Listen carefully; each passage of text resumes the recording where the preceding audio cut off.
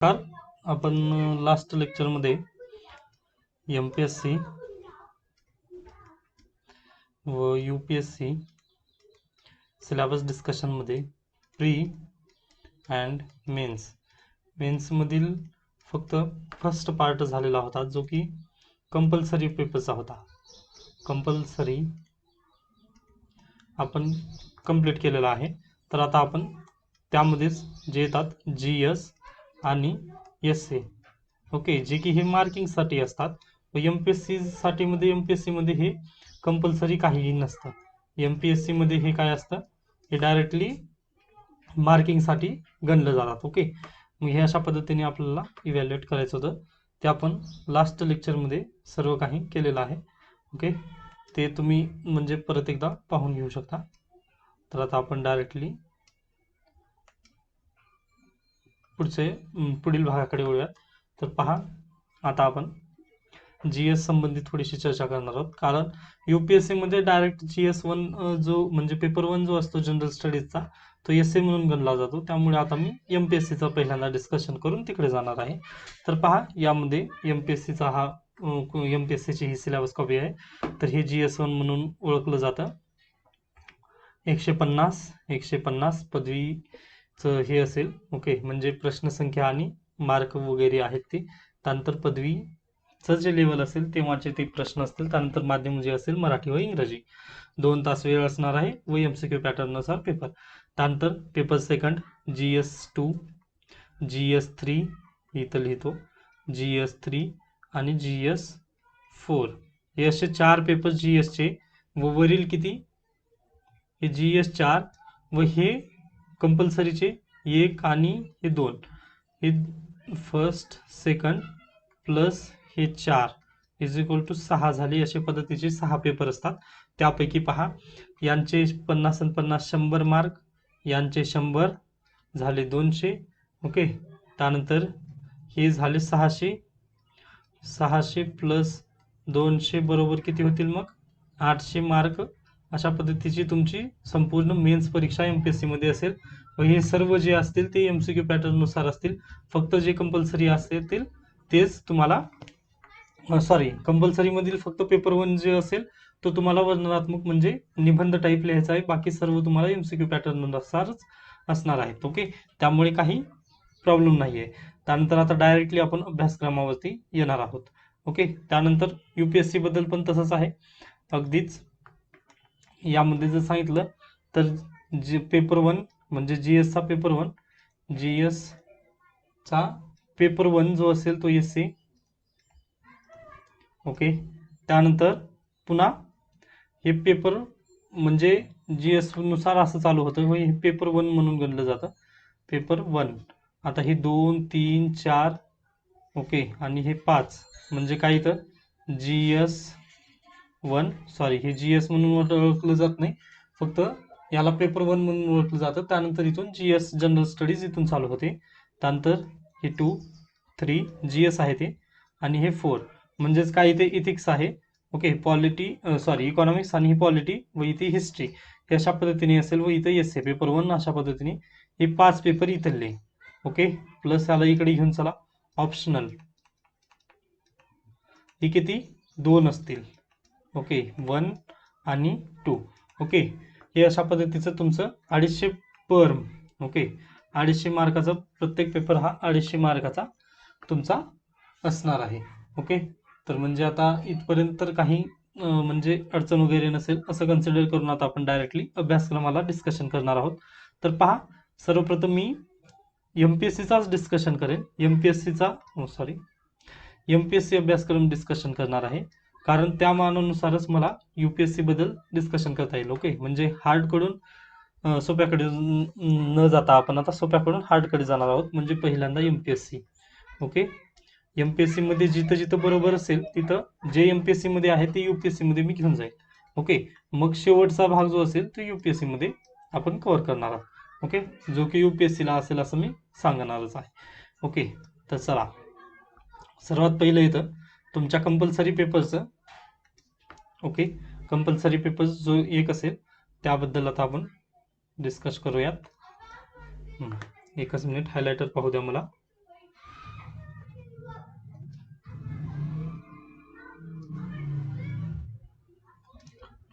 हा, तर पहा, भाग 1 मराठी 50 गुणासाठी विचारण्यात येणार आहे. तर निबंध लेखन, दोन पैकी एका विषयावर सुमारे 400 शब्द, भाषांतर इंग्रजी उताराचे मराठी भाषांतर सुमारे अर्धे पान, परिच्छेद आणि सारांश लेखन समरी रायटिंग वगैरे यामध्ये असेल. ओके, हे 50 गुणाचा पेपर संबंधी आहे. त्यानंतर इकडे पण तेच एसे रायटिंग, ट्रान्सलेशन व प्रिसाइज रायटिंग. आय थिंक हे आपण डिस्कशन केलेलं आहे UPSC बरोबर. ओके, पेपर म्हणजे आपण सेकंड व्हिडिओमध्ये याबद्दल सर्व डिस्कशन आहे, अगदी त्याच संबंधीचं हे सर्व आहे. त्यानंतर पुढचा पेपरचा अभ्यासक्रम, पेपर सेकंड पण तेच, म्हणी, व्याकरण, वाक्य प्रचार वगैरे. कारण हा कसा आहे, MCQ आहे. ओके, MCQ पेपर आहे, त्यामुळे हे अगदी बरोबर आहे. व वरचा पेपर फर्स्ट कसा आहे, तो निबंध लेखन कशामुळे आहे, हा तुम्हाला वर्णनात्मक पेपर आहे, हा वर्णन करण्यावर संबंधी वगैरे पेपर आहे, त्यामुळे हे बरोबरच आहे. ओके, पेपर 1 आणि पेपर 2 हे आकलन पुन्हा, त्यानंतर इंग्लिश ग्रामरवरचे प्रश्न व कम्प्रेहेन्शन, हे अशा पद्धतीचे तुमचा पेपर सेकंड हा असेल. ओके, त्यानंतर आता डायरेक्टली आपण GS संबंधी चर्चा करणार आहोत. GS जनरल स्टडीज यामधील पेपर 1, MPSC मध्ये GS1 हा कशा संबंधी आहे, तर इतिहास व भूगोल या संबंधी देण्यात आलेला आहे. व आता हे पहा, त्यानंतर आणखीन एक चर्चा राहिली आपली इथे निबंध लेखन जो आहे तो UPSC मध्ये पेपर 1 मेन्स रायटिंगचा पेपर 1 अशा पद्धतीचा गणला जातो व तो 250 मार्काचा असेल. व त्यामध्ये 2 निबंध, आता नवीन पॅटर्न नुसार 2 निबंध लिहायचे आहेत व ते 125 प्लस 125 अशा पद्धतीने, 125 मार्काला एक, 125 मार्काला एक, अशा पद्धतीने 2 निबंध तुम्हाला लिहिण्यासाठी येत आहेत. ओके, हे एक सांगायचं होतं. म्हणजे निबंध लेखन वगैरे हे सर्व सेम टू सेम आहे, UPSC आणि MPSC ला फक्त मार्किंगचा बदल आहे. ओके, त्यानंतर पुढे आता GS1 आणि इकडे UPSC मध्ये पेपर 1 म्हणून पेपर 2, आता पेपर 2 आणि GS1. ओके, तर पहा यामध्ये काय काय विचारलं जाणार आहे. तर इतिहासामध्ये ब्रिटिश सत्तेची भारतात स्थापना, ब्रिटिश ईस्ट इंडिया कंपनीचे भारतात आगमन. ओके, त्यानंतर युद्धे, तैनाती, फौज धारण, खालसा धोरण, 1857चा रचना वगैरे हे सर्व. त्यानंतर आधुनिक भारताचा इतिहास. ओके, म्हणजे 1857 झालं, त्यानंतर लगेच आधुनिक भारताचा इतिहास सुरुवात होतो. त्यानंतर त्यामध्ये येतात आधुनिक शिक्षणाची ओळख, वृत्तपत्रे, टपाल. ओके, जमीन सुधारणा, सामाजिक आणि धार्मिक सुधारणा, त्यांचा समाज जीवनावरील परिणाम वगैरे. त्यानंतर येतं प्रबोधन काळ. ओके, आता हे पहा, ख्रिश्चन म्हणजे सामाजिक सांस्कृतिक बदल, समाज सुधारक वगैरे आता यामध्ये येणार आहेत. ख्रिश्चन मिशनरी बरोबरचे संबंध, इंग्रजी शिक्षण मुद्रणालयाची भूमिका, अधिकृत सामाजिक सुधारणांचे उपाय. ओके, त्यानंतर सामाजिक सुधारणा, ब्रह्मो समाज, प्रार्थना समाज, सत्यशोधक समाज, आर्य समाज, रामकृष्ण मिशन व थिओसॉफिकल सोसायटी हे यामध्ये. त्यानंतर शीख तसेच मुस्लिम धर्मीयांतील सुधारणा चळवळी, लाईक डिप्रेस्ड क्लासेस मिशन, ब्राह्मणत्व चळवळी व जस्टिस पार्टी हे यामध्ये. त्यानंतर प्रबोधन झालं समाजामध्ये. त्यानंतर पुढे वसाहत शासनकालीन भारतीय अर्थव्यवस्था. ओके, म्हणजे ही इतिहासामधलीच अर्थव्यवस्था आहे आपली. व्यापारिक टप्पा, संपत्तीचे वहन, दादाभाई नौरोजी यांचा संपत्ती वहन सिद्धांत.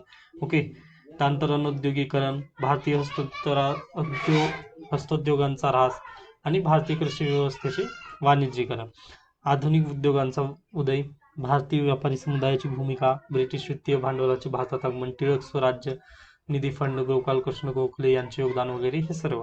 त्यानंतर भारतीय राष्ट्रवादाचा उदय आणि विकास, त्याची पार्श्वभूमी, संघटनांची स्थापना, भारतातील सामाजिक वृत्तपत्रे, शिक्षण यांची भूमिका, 1857चा उठाव परत विचारलेला आहे. त्यानंतर राष्ट्रीय सभेची स्थापना, मवाळ गट, जहाल गट, बंगालची फाळणी, होम रूल चळवळ. त्यानंतर अन्य व्यक्तींची भूमिका, त्यामध्ये कोण कोण येतात, Surendranath Banerjee, Firozshah Mehta, Dadabhai Naoroji, A.O.. Hume, Bipin Chandra Pal, Lala Lajpat Rai, Annie Besant, Aurobindo Ghosh, बाळ टिळक, महात्मा गांधी आणि जवाहरलाल नेहरू व इतर. आता हे पहा, यामध्ये त्यांनी डायरेक्टली लिस्ट दिलेली आहे. ओके, या लिस्टनुसार तर तुम्हाला अगदीच पाहावंच लागेल. म्हणजे हे अतिशय IMP त्यांनी डायरेक्टली लिस्ट दिलेली आहे, म्हणजे तुम्हाला अभ्यास एवढं डिटेल्समध्ये आहे, हे डिटेल सिलेबस आहे. ओके, त्यामुळे आपल्याला अभ्यास करण्यासाठी वगैरे जास्त प्रॉब्लेम येणार नाही. परंतु UPSC मध्ये तसं एवढं डिटेलमध्ये वगैरे देण्यात आलेलं नाही. त्याला कसं ओळखावं लागेल मग, ते प्रिव्हियस PYQ वरून. परंतु इथे PYQ ची वगैरे जास्त गरज पडत नाही तुम्हाला. म्हणजे पुस्तक जेव्हा वाचाल तेव्हा या सर्वांना तुम्हाला जास्त काय करायचं, IMP नुसार लिस्टनुसारच पाठ करावा लागेल. ओके. त्यानंतर पुढे ब्रिटिश शासन विरोधी झालेले उठाव, त्यामध्ये कोणते कोणते येतात? शेतकऱ्यांचे, आदिवासींचे, राघोजी भांगरे, उमाजी नाईक व आदिवासी चळवळी. त्यानंतर क्रांतिकारी चळवळी, बंड, वासुदेव फडके, अभिनव भारत बंगाल. ओके, या सर्व यामध्ये येतील. त्यानंतर साम्यवादी. ओके, डावी चळवळ ज्याला ओळखली जाते साम्यवादी नेते. त्यानंतर भारतीय स्वातंत्र्याचा लढा, काँग्रेस, समाजवादी पार्टी, ट्रेड युनियन, हे 1924-1919 पासून चालू झालेला आहे. त्यानंतर गांधी युग, हे अतिशय महत्वाचं आहे UPSC मध्ये पण. ओके, गांधी युग अगदी विचारलं जातं. त्यामध्ये डॉक्टर बाबासाहेब आंबेडकर यांचे म्हणजे दृष्टिकोन साम्यतेबद्दलचे. ओके, तर पहा, यांना रायटिंग मध्ये विचारलं जातं, पण इथं तुम्हाला जास्त कष्ट वगैरे घ्यायचं नाही, कारण इथं MCQ पॅटर्न असेल MPSC मध्ये. ओके, तर पहा, गांधीजीचे नेतृत्व आणि प्रतिकाराचे तत्व, लोक चळवळी, असहकार चळवळ, सविनय कायदेभंग चळवळ, त्यासोबतच फैजपूर अधिवेशन 1936, वैयक्तिक सत्याग्रह, चलेराव, गांधीजी अस्पृश्यता निर्मूलन, त्यानंतर आंबेडकरांचा अस्पृश्यता समस्येबाबतचा दृष्टिकोन. ओके, त्यानंतर जाती व्यवस्थेची उच्चाटन करिता चळवळी, आंबेडकरांचा दृष्टिकोन, गांधीजींचा दृष्टिकोन, इतर प्रयत्न, त्यानंतर युनियनिस्ट पार्टी, क्रशक पार्टी वगैरे, या सर्व गोष्टी यामध्ये. त्यानंतर पुढील पार्ट आहे ब्रिटिश प्रशासन अधीन घटनात्मक विकास. ओके, आता हे पहा, हे तुम्हाला ब्रिटिश परिषद कायदे 1861, त्यानंतर 1935 पर्यंत. हे कुठं आहे? पॉलिटी बाय M लक्ष्मीकांत सरांच्या पुस्तकामध्ये अगदीच डिटेल दिलेला आहे, पण यांनी हे कुठं विचारलेलं आहे? इतिहासामध्ये. UPSC ला ते कुठं आहे? पॉलिटीमध्ये. ओके, हे UPSC याला घ्यायचं पॉलिटीमध्ये. ओके, व MPSC म्हटलं तर याला घ्यायचं हिस्ट्रीमध्ये. MPSC त्यानंतर याला हिस्ट्रीमध्ये. ओके, हे अशा पद्धतीने. त्यानंतर सांप्रदायिकतेचा विकास व भारताची फाळणी 1905, मुस्लिम राजकारण, भारताची म्हणले ना, मग आता हे पुढे कुठे येईल? 1947. ओके, आता जवळपास आलेलो आहोत, 1935 झालेला आहे आपलं इसवी सन, त्यामुळे पुढे या. मुस्लिम राजकारण, स्वातंत्र्य चळवळ, सर सय्यद अहमद खान व अलीगड चळवळ, मुस्लिम लीग व अली बंधू, इक्बाल जिन्ना, हिंदू महासभेचे राजकारण वगैरे, या सर्व गोष्टी. त्यानंतर पुढे सत्तेच्या हस्तांतरणाकडे. ओके, ऑगस्ट घोषणा, क्रिप्स योजना, वेव्हेल योजना, कॅबिनेट मिशन, हे सर्व जे प्लॅन वगैरे आहेत. त्यानंतर हे पहा, हे दोन जरी म्हटलं तर हे पण UPSC मध्ये पॉलिटीमध्ये आहेत. ओके, हे पॉलिटीच्या घटना आहेत UPSC साठी. आता MPSC साठी काय आहे? हे हिस्ट्री आहे.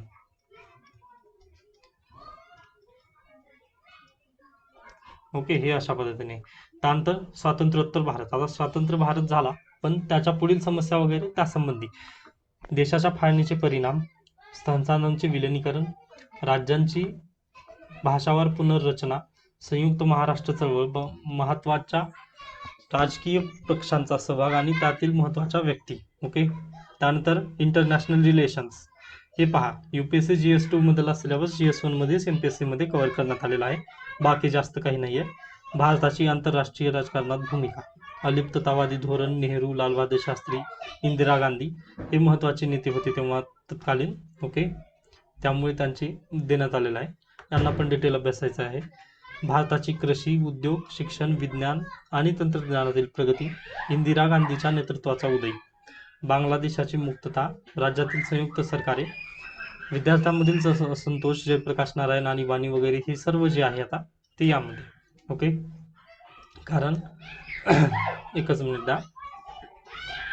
कारण 1975ची जी घटना होती आणीबाणीची वगैरे, त्यामुळे हे अतिशय महत्वाचं आहे आपल्यासाठी. त्यानंतर महाराष्ट्रातील निवडक समाजसुधारकांची डायरेक्टली लिस्ट दिलेली आहे, ते तुम्ही डायरेक्टली वाचून घ्या. आता एवढं वाचलं म्हटल्यानंतर म्हणजे व्हिडिओ खूप लांब होईल, त्यामुळे म्हणतोय. त्यानंतर सांस्कृतिक वारसा आपला महाराष्ट्राचा. ओके, त्यानंतर भूगोलामध्ये पण तसंच अगदीच पहा, भूरूपशास्त्र म्हणजेच फिजिकल जिओग्राफी, त्यानंतर क्लायमेटॉलॉजी, त्यानंतर ह्युमन आणि इकॉनॉमिक्स जिओग्राफी. ओके, ह्युमन आणि इकॉनॉमिकल जिओग्राफी आहे, बाकी काही नाही आहे. म्हणजे तुम्ही यामध्ये जर डिटेल गेलात ना, ते तुम्हाला समजूनच येईल. हे पहा, human and economical geography. Okay, आता हे महाराष्ट्र संबंधी आहे, इकॉनॉमिकल जिओग्राफी वगैरे. ओके, महाराष्ट्राच्या विशेष संदर्भासह आहे. ओके, हे सर्व जे आहे महाराष्ट्राच्या विशेष संदर्भासह आहे, म्हणजे फिजिकल त्यानंतर इथे तुम्हाला मॅप रिडिंग वगैरे जे करावी लागेल ते पण पर्यावरण, त्यानंतर भूगोल आणि अवकाशीय, त्यानंतर रिमोट सेन्सिंग, हे सायन्सचा विषय थोडासा येतो यामध्ये.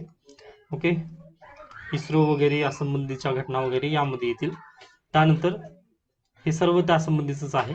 त्यानंतर कृषी, ॲग्रिकल्चर, ओके, त्यानंतर मृदा जल व्यवस्थापन, हे अशा पद्धतीने आपल्याला GS1, ओके, GS1 MPSC बद्दल आपल्याला डिस्कशन करता येईल. ओके, आता हेच पहा, हे इथे डिटेलमध्ये दिलं आहे, मी ही PDF प्रोव्हाइड करेन. आता हे MPSC मध्ये डिटेलमध्ये दिलेलं आहे, परंतु UPSCच्या यामध्ये तेवढं डिटेलमध्ये वगैरे देण्यात आलेलं नाही. GS1 मी तेच म्हटलं होतं, Indian heritage, culture, history, geography of the world and society. आता सोसायटीचा भाग आता आपल्याला GS1 MPSC मध्ये देण्यात आलेला नाही, त्यामुळे आपण थोडासा याला बाजूला ठेवूयात. ओके, सोसायटीला आताच डिस्कशन करू नये. त्यानंतर आता चला, Indian culture will cover silent aspect, art form, म्हणजे अगदी एन्शियंट पासून घ्यायचं आहे आपल्याला, एन्शियंट टू मॉडर्न टाइम. त्यानंतर मॉडर्न इंडियन हिस्ट्री 1857चा, ओके, तिथून घ्यायचं आता ह्याला. त्यानंतर फ्रीडम स्ट्रगल, ओके, त्यामध्ये स्टेज जे महत्त्वाची घटना वगैरे घटनाक्रम त्यामध्ये देण्यात आलेला आहे. त्यानंतर post independence, consolidation and reorganisation within the country. अगदीच तुम्हाला पहा, MPSCच्या सिलेबसमध्ये हे सर्व होतं, फक्त तिथं डिटेलमध्ये होतं. इथं त्यांनी फक्त बीट ठेवलेला आहे की अशा पद्धतीने तुम्हाला अभ्यासायचं आहे, बाकी जास्त काही नाही आहे. Okay, history of the world, आता ही MPSC मध्ये नसणार आहे. त्यानंतर हे सध्याला नाही आहे. त्यानंतर रोल ऑफ वुमन आणि वुमन्स ऑर्गनायझेशन, हे पण दिलेलं नाही आहे. इफेक्ट, हे पण नाही, हे पण नाही, म्हणजे ते आहे परंतु पुढे. परंतु आता GS1 मध्ये आपण डिस्कशन केलो ना MPSC मध्ये, ते सांगतोय मी, ते नाही आहे सध्या. त्यानंतर हे पहा, फिजिकल जिओग्राफी आहे, परंतु इथं वर्ल्ड आहे, हे नाही आहे. तिथं फिजिकल जिओग्राफी ऑफ महाराष्ट्राच्या विशेष संदर्भ असा आहे. ओके, पुढे डिस्ट्रीब्युशन ऑफ की natural resources across the world including south Asia वगैरे या संदर्भात. ओके, मग आता हे कोणते येतील? इकॉनॉमिक जिओग्राफी, अगदी तेच आहे. ओके, त्यानंतर जिओफिजिकल फिनोमिना, हे कशात कव्हर होणार आहे? फिजिकल जिओग्राफीमध्ये. ओके, हे म्हणजे अगदी सेम टू सेम आहे. त्यानंतर आता फक्त इथलं थोडासा चेंज आहे. आता जे म्हणत होतो मी, गव्हर्नन्स, कॉन्स्टिट्यूशन, पॉलिटी, आता हे इथलं पहा कुठे गेलं, इंडियन कॉन्स्टिट्यूशन, हिस्टॉरिकल अंडरपिंडिंग्स, हे जे आहे ना ते कायदे होते, ते जे सर्व कायदे त्यामध्ये विचारण्यात आलेले ही कायदे होते. आणि हे पहा, इंटरनॅशनल रिलेशन, जे की आपल्याला तिथं दिलेलं होतं, बरोबर. म्हणजे पेपर 1, म्हणजे आता जर आपण व्हाईट बोर्डवरती जर पाहिलं, एकच मिनिट क्लीन करतो मी.